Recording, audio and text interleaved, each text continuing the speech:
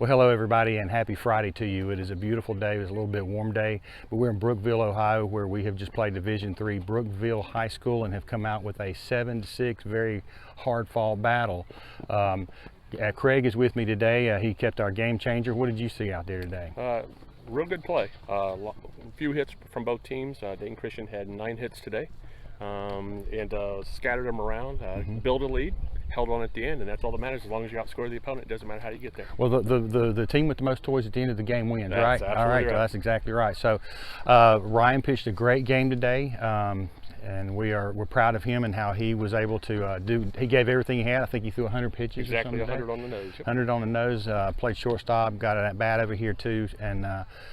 Yeah, it was a hard-fought game again against a Division III team. So we're going to get a few words from Coach Doug here shortly, and then we're going to have our player of the game. So just stand by.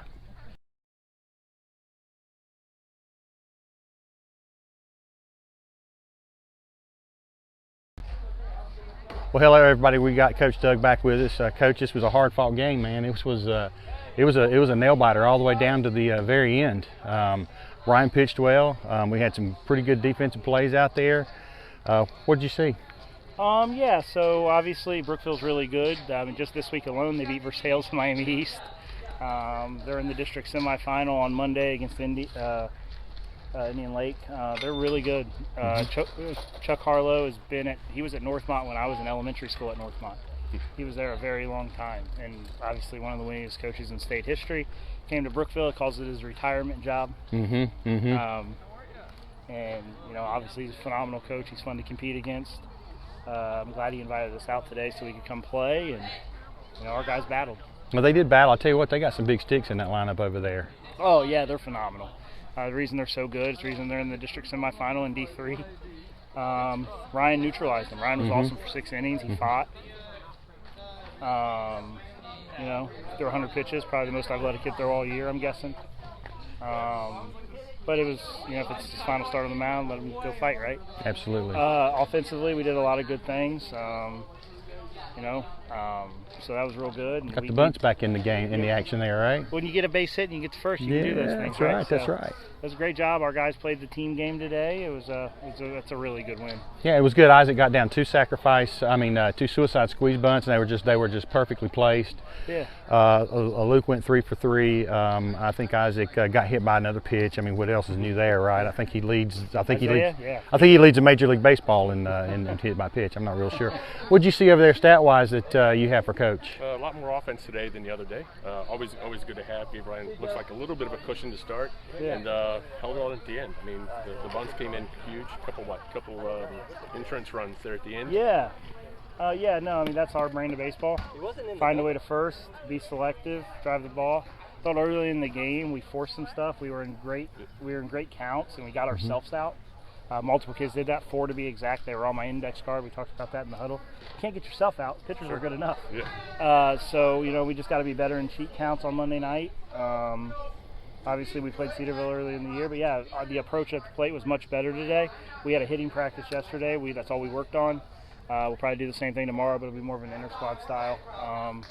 We're trying to get the kids as many at-bats right now as possible so they can see pitching.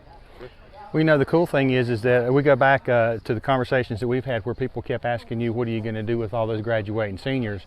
And so what you're going to do is you're just going to go out and win the conference, and you're going to go out and you're going to have another 20-win season. So we're now 20-6. So let's talk a little bit about this 20-win season thing we got going on. So this is the first time in school history where we've won 20 games in back-to-back years. Obviously, you got the COVID year, but the year before we won 21. This is our 20th win. It's the first time in school history we've won 20 games back-to-back years. We have to be pretty close to the runs record today, too. I'd have to look it up, but the total runs record is 261 at Dayton Christian. We're right on that.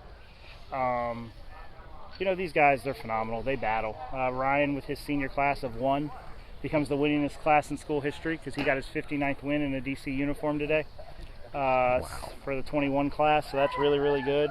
Beating out the 2015 class that won 57 games. Truth be told, that the 20s would have set a record that I don't think anybody could have caught if they would have had another season, because they were two wins short of that record without ever playing their senior year. Wow. Yeah. Well, that's amazing. It says a lot for the character of these young men and how you've built them up and how you've developed them all over this year, and you just you just wouldn't let them listen to what the naysayers wanted to say. So we appreciate all your hard work. I'm a confident guy, borderline cocky, right? My man Carnegas has that similar to me, right? You know. But I don't see you dive quite as much as him. Oh, he's a much better player than he does. I'm a fat guy. Right? So, but yeah, no, you know, I've told them, the first conversation I ever told them was those guys aren't walking through the door. Faces change, expectations don't. We're Dayton Christian baseball. We win baseball games. That's what we do. So I don't care who's in uniform. When you wear that Warriors on your chest, it means something. So you have a responsibility to everyone who's ever wore that uniform to keep taking us to another level. And I feel like that's what our guys have done this year, and we'll try to play for an opportunity to play in another district title game on Monday night. So if we win that one, if we win Monday, we go into Wednesday. We go into Wednesday, and we play in the district title. Okay. So today, obviously, you know, it's a good win. Talking about today, player of the game, saving defensive play in center field, double play, saved our butts. Had 3 hits in the batter's box, which is fun because we just made a change about 2 days ago. And he made the transition, and that's just the kid listening, right? It has nothing to do with the coaches that suggested it, because you can tell kids a lot of things. If they don't listen, it doesn't matter. That's true. The kid made the decision that he asked me, what am I doing? What can I work on? He worked on it. He had 3 hits today. That's not a coincidence. Luke Carnegas grinds. He works. He's the player of the game. Hey, 3 for 3. Run scored, RBI. Come on in here, Luke.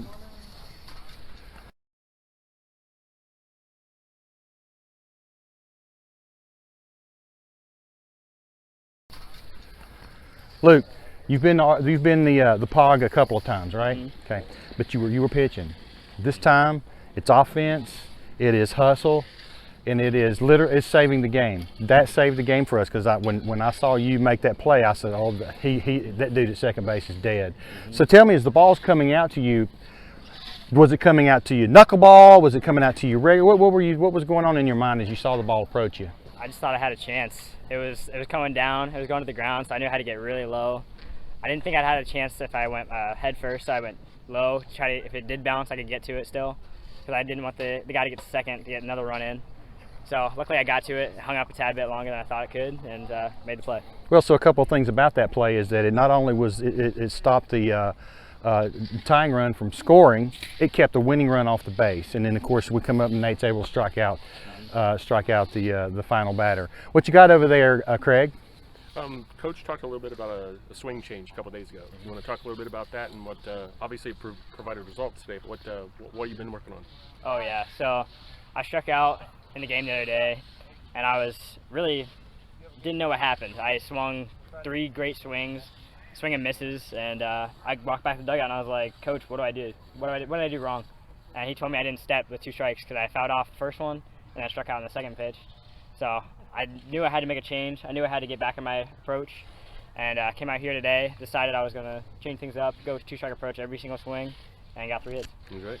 Well, that's great. Well, listen, you along with everybody else are grinders, and like Coach was saying, we don't get to a 20-6 season without efforts like what you and all of your teammates have put forth for this entire season. So we want to congratulate you today for being the player of the game. Outstanding job. Thanks for saving our butts too, by the way. Okay, but so listen, let's get ready to go beat Cedarville, because you know they're going to be up for us, right? All right, we're going to go beat them, right? So folks, that's Luke Carnegas. That is our player of the game, and he just had an outstanding game, and we thank him for all of his hard work and dedication this season, as we thank all of our ball players this year. We play Cedarville Monday. It's going to be at 5 o'clock, and it's going to be at Duke Park up in Troy. And it's going to be against Cedarville, and they are going to be after us because we had a big lead on them in the second game of the year, and then all of a sudden they put together a big inning, and then they caught back up to us, but we still won the game 11-10. And when it came down to the voting for sectionals, I think that they voted us number 8.